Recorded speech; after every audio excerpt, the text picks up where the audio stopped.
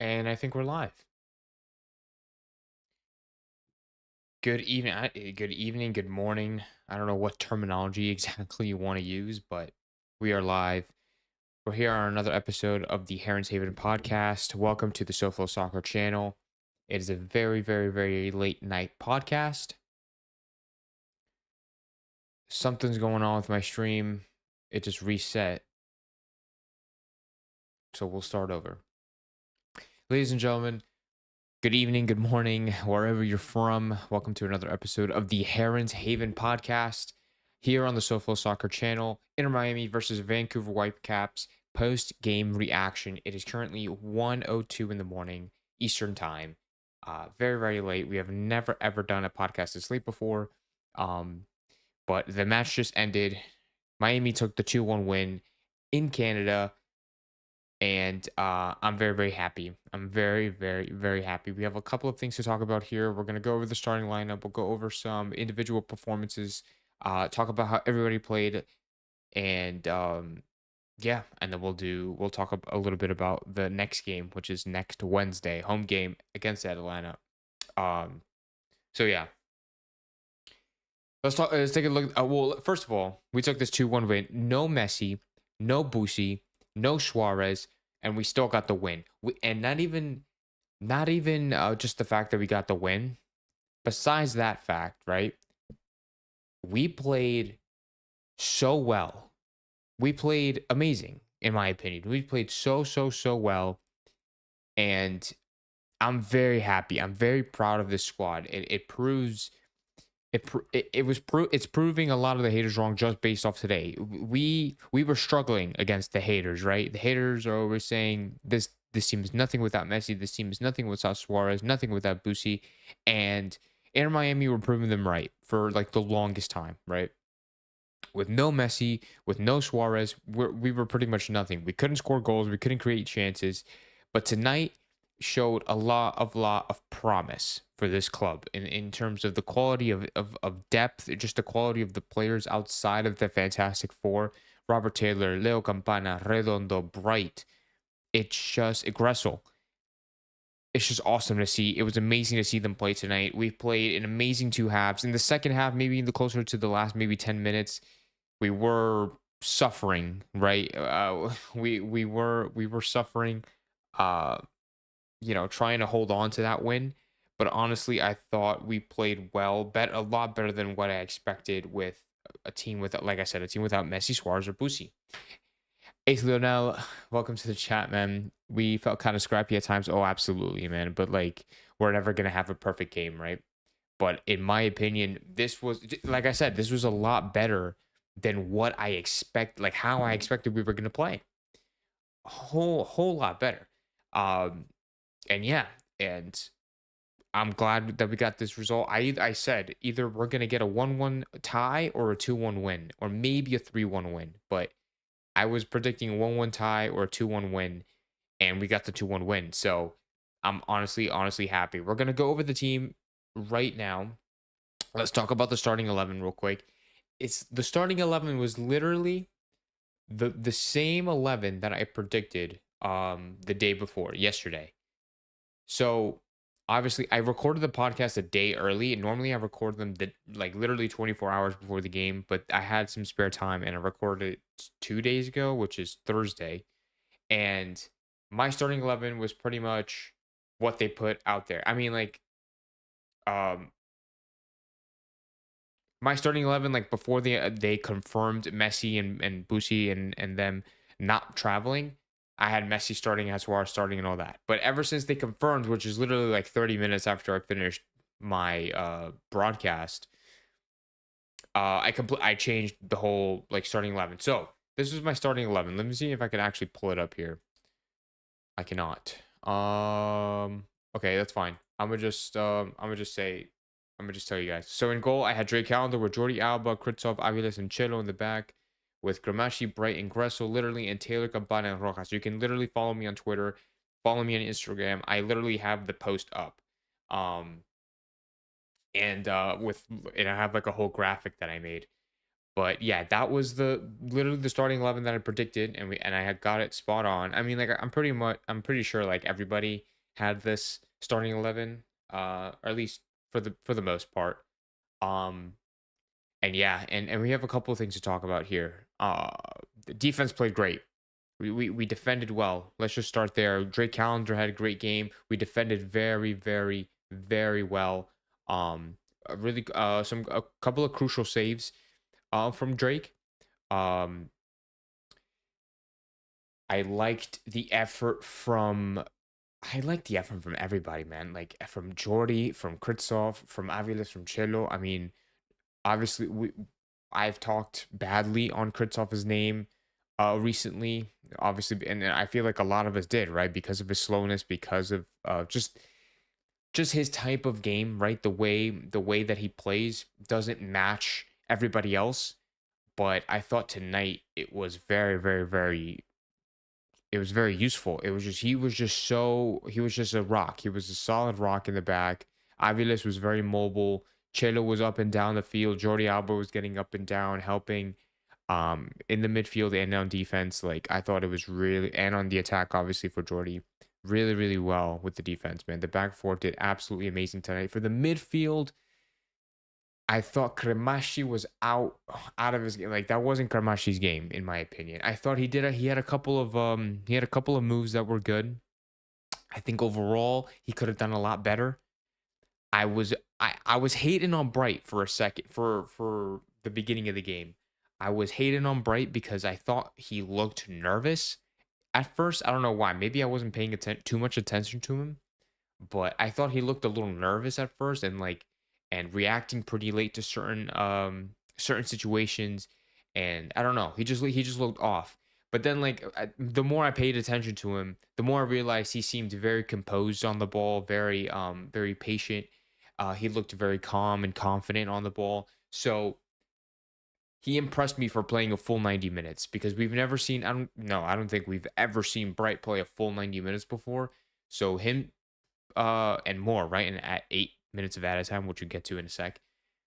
But seeing him play for the 90 minutes pretty solidly really, really impressed me and really gives me a lot of hope for the future, especially when Busquets leaves or when Busquets gets injured or when another situation happens like this where he can't travel. It's good to know that Bright is very capable of performing at an acceptable level. Ace Leonel agrees with me in the YouTube chat. I thought Bright was good. Yeah. Bright is a solid CDM, just a CDM, pure CDM, and there's nothing about it. Gressel, I thought, did really well. I feel, I don't want to jinx it, man, but I feel like every game this guy is doing really, really good. And people may disagree with me. People say, like, oh, sometimes he disappears or he doesn't do anything or it doesn't contribute to the goals. Guys, I praise Gressel and I praise Gressel every single game. He goes so unnoticed. It's so underappreciated. I feel like what he does is so crucial to the team, and people don't even realize it. He gets up and down the freaking line all game, all game. He gets up and down, and he got subbed out, I believe, in the last like 10 minutes of the game, which is like fair because he's so tired from all the sprints that he's been doing. But he helps out defensively. He helps out on the attack. He is literally a motor, and I love Gressel, and he does so well in that midfield, and I'm really happy with how he played and just how he contributed to just both on the offensive end and the defensive end. But for the front three were great. I mean, before I talk about Taylor and Campana, I want to talk about Rojas a little bit. He was a little bit off his game. I thought in the first half, he seemed very lively, very energetic. It definitely seemed like he was playing like a messy role. He was dropping in deep into the midfield, just trying to create chances, putting passes in, even getting some through balls in there. But then he switched off. He switched off in the second half. I just hit my mic, excuse me. He definitely switched off in the second half. Um, wasn't a lot to see. I thought he was gonna come off a lot earlier, but honestly, I thought it was fine. The time, like for when he came off, I thought it was an appropriate time. But yeah, Campana and Taylor did absolutely amazing up front. Taylor, honestly, in my opinion, was man of the match. His dribbles, his composure on the ball, his movements, his decision making. It's just his finishing. His finish for the first goal was an absolute golazo, absolutely spot on. He wasn't even looking. He didn't even look up to look at the goal to take the shot. He literally just drove into the box, looked down, took the finesse, and he knew where the goal was. And very very impressive. Campana too. Um, just waiting in that box for the cut in, and Taylor having the vision and the intelligence and the high decision making to find Gambana. I think these two are amazing. These are the OGs, man. These guys are the OGs, and I've said it before. I literally said it in the last podcast. Gambana is going to be our guy. When Suarez leaves, it's Campana who is going to be our number 9. He's been our number 9. He was our number 9 before. He is still our number 9, and he will be in the future if he decides to stay. But Campana has the opportunity to be crucial to impact the game in a positive way. He was aggressive on the ball, on even on defensive ends in the air. He's pretty aggressive, and I love Campana, man. And he saved us today, man. He scored the second goal, and he just helped us win the game. So really, really good stuff from the starting 11. Off the bench, I do want to talk about a very special someone, Federico Redondo, coming on in the 65th minute for, I believe it was Cremachi. Yes, it was Cremachi. Redondo coming off the bench in the 65th minute. I honestly didn't even think he was gonna. I knew he was gonna travel. Did not think he was gonna play. I thought it was gonna be too soon, but honestly, I'm so glad he looked really good out there. He looked like he had a lot of energy. Um, he was getting into a little bit of trouble. He did. He was having a couple of words with Fafa, especially. Almost got sent off. But it's really, really good to see Fede back, man. It's like we've missed this guy. Uh, we still have quite a bit of the season to go, and I think he's going to play a very crucial part. He might even retake his starting position over Gramachi, over Ruiz. I think has been a great squad player off the bench. I thought he's been absolutely amazing off the bench. Gramachi could have done better today, like I said.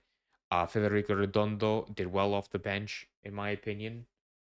So yeah, he might be reclaiming that starting spot in that left center mid, right center mid role, probably the left center mid. And yeah, and I'm very, very excited. Very, very happy. Uh very, very happy he's back. Very excited for what he could be bringing to Inter Miami, especially this summer. So yeah. Oh, I'm like out of breath. I need to take a sip of water for a second.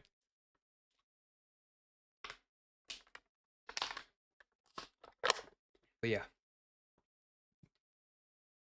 So that was the starting 11. Those were the players that those were just individual player review performances. So next up, I want to talk a little bit about the Whitecaps, just mainly the two players that were dangerous all game. One of them was the goal scorer, the one who scored the penalty, the Scotsman, Ryan Gold. I said he was going to be dangerous in the last podcast, and he was. He was pretty. I don't know if dangerous is the right word, right? I feel like it's a little dramatic, but he was definitely somebody to look out for. He was definitely somebody to look out for in this game. He did very very well, uh, both on and off the ball. Obviously, he scored the penalty, right? But he was creating chances. He was getting some boxing. He got a good touches, but he was making some good runs in, and so yeah, he was definitely somebody to watch. Fafa, man. I had no idea. I said in the last podcast that he might be somebody to look out for because he's been one of their best players all season. But I had no idea like he was going to be that much of a threat to us. Like we couldn't touch this man.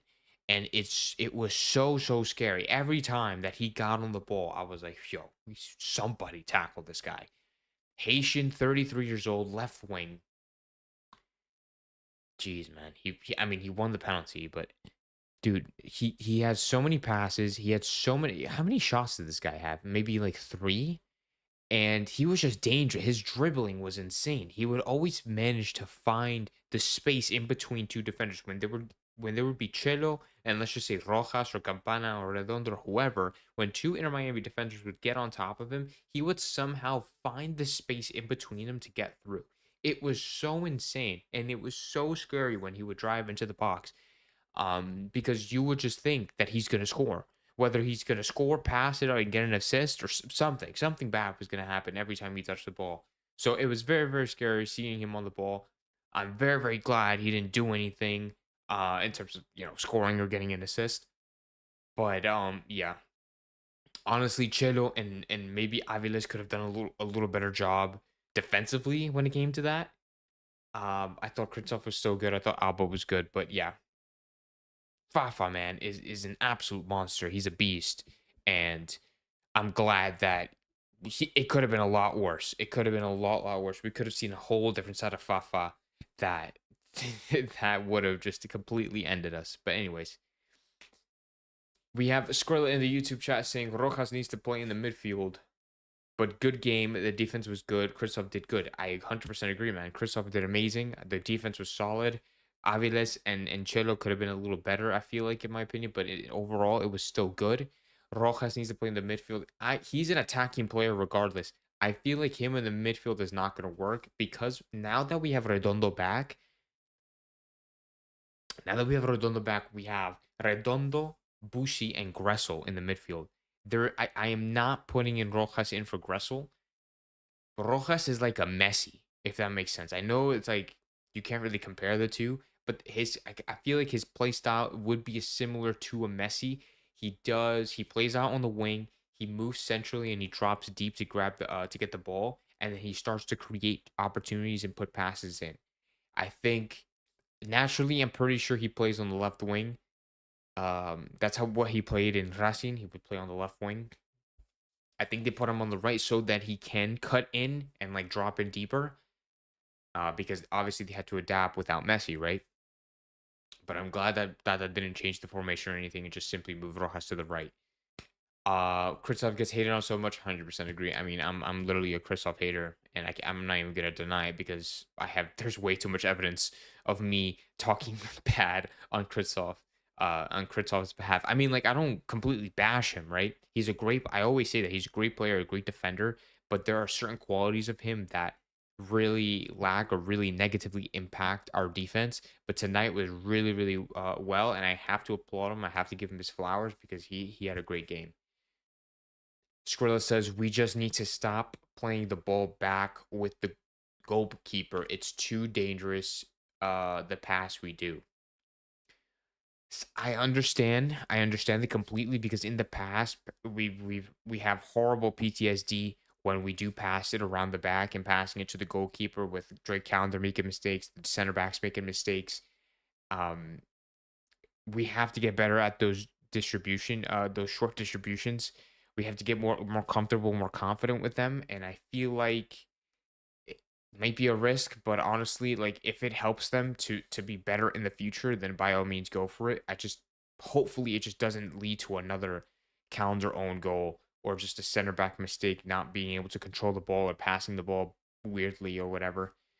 But yes, Ace Lionel, I 100% agree with you. He plays really well on that left wing, but Robert Taylor got that on lock, honestly. So I honestly don't mind Rojas playing like a cam or like an inside winger, if even like an advanced like playmaker type of situation.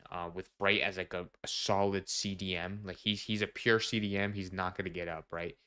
With Bright as the CDM and Gressel getting up and down those wings. Gressel can overlap Rojas when Rojas cuts in into the midfield. Gressel can take that right wing spot with Chela pushing up a little bit behind.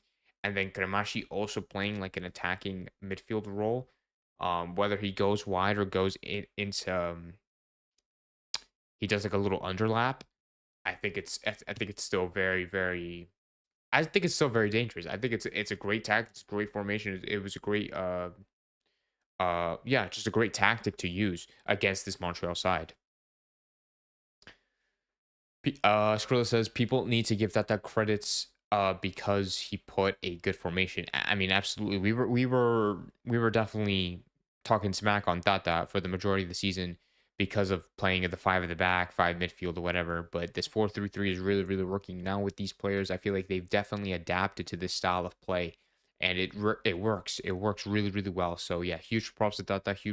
Huge props to the team. A big win tonight against Vancouver.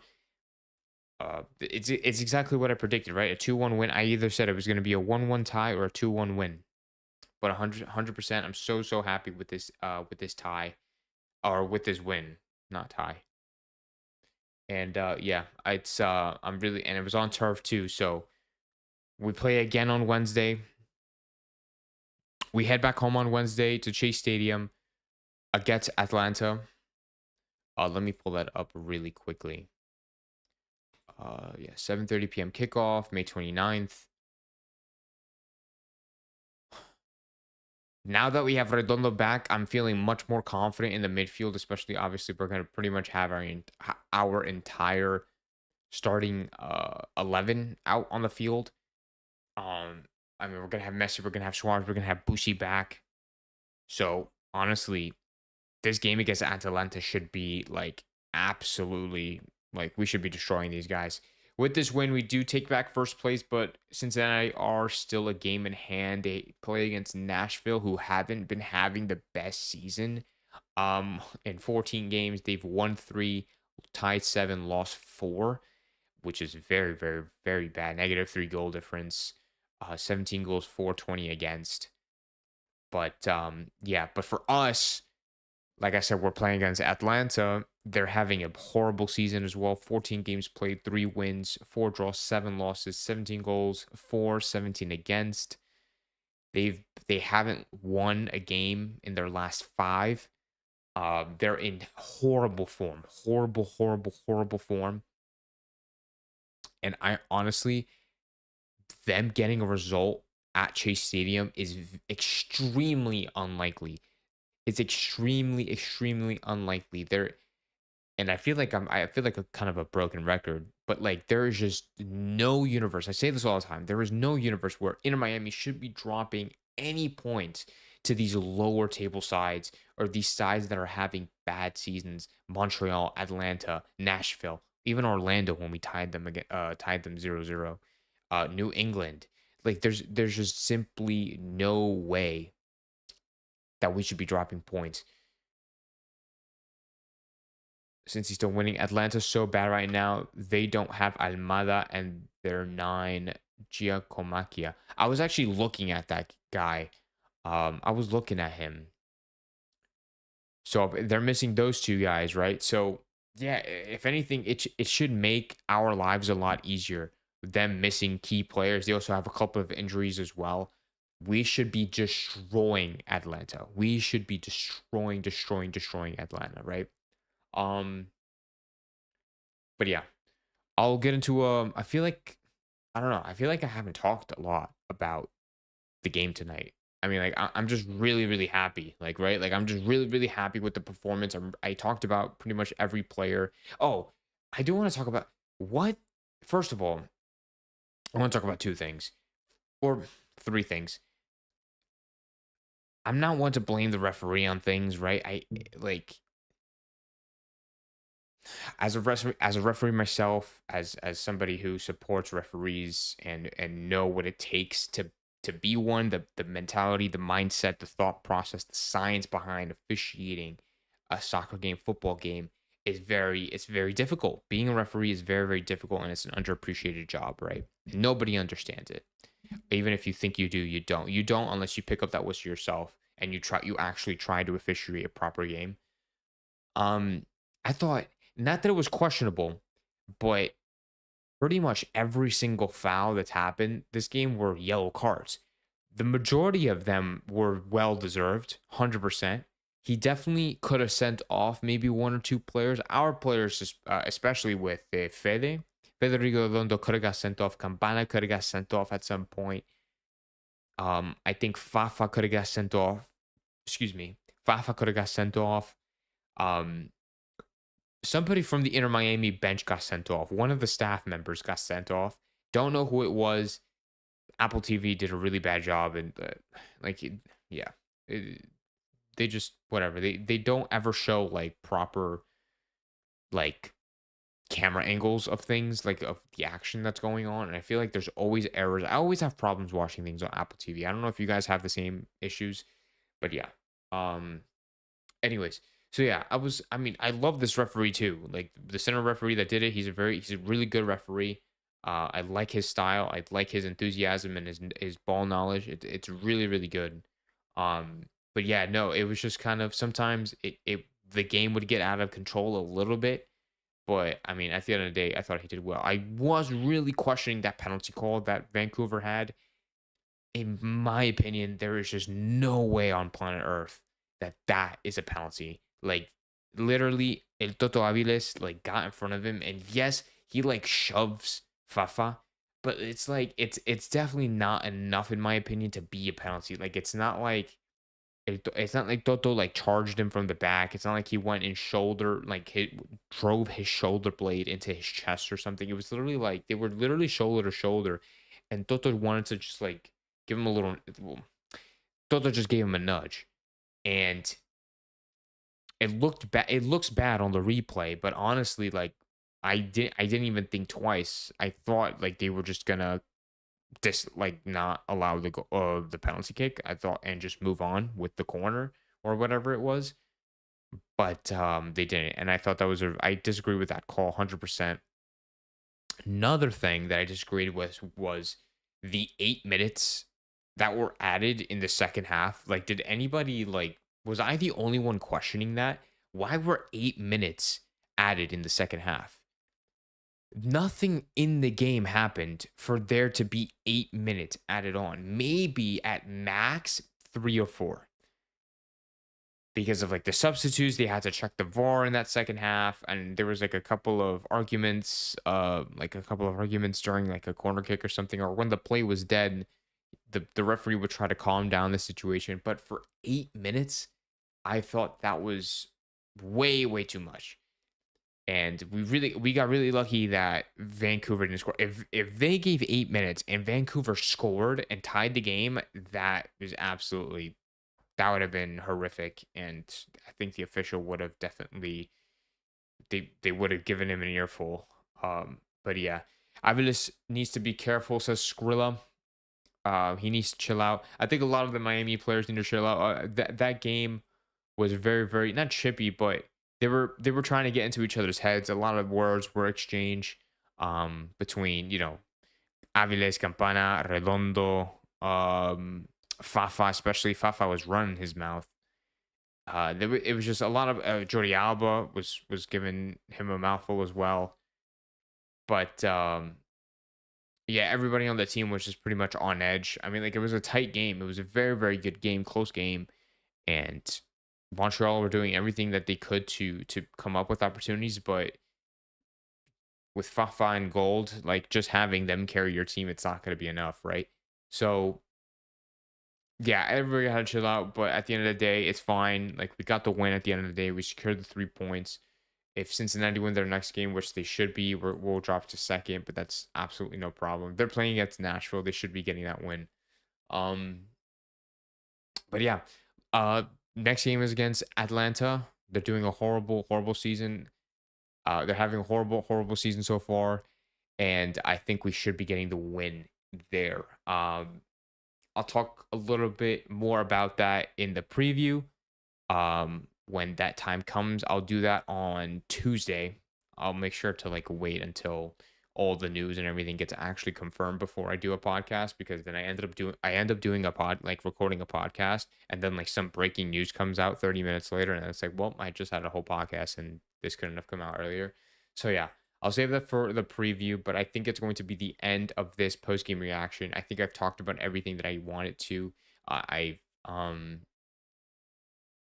I've talked about pretty much every single player that has played. Talked about Redondo, Aviles, Drake Callender, Robert Taylor, Campana, um, Benja, and yeah, I literally talked about everybody. Yeah, I don't think I missed anybody. So I'm very happy, very happy with this win. Um, I'm really looking forward to this home game at Shea Stadium against Atlanta. We should be getting that win. Thank you guys for staying up. For those of you who are here, thank you for staying up. Skrilla and Ace Lionel. It's so late my time. I don't know what time it is for you guys, but it's literally 1:30 in the morning. I'm ready to go to bed. And yeah, I'm going to try to get this up on Spotify as soon as possible tomorrow. Um, but yeah, thank you guys so much for tuning in to this episode of the Heron's Haven podcast on the Sofa Soccer channel. Make sure you stay tuned for the Inter Miami versus Atlanta preview that's coming Tuesday, with the game being on Wednesday. Like I said, great win tonight. Very, very happy with the boys. No Messi, no Suarez, no Busi, and we still played very, very well. The future is looking bright for Inter Miami. I'll see you guys in the next episode. Whew, have a good night. I'm so, so tired, guys. Vamos Miami. Let's go, boy. Let's go, baby.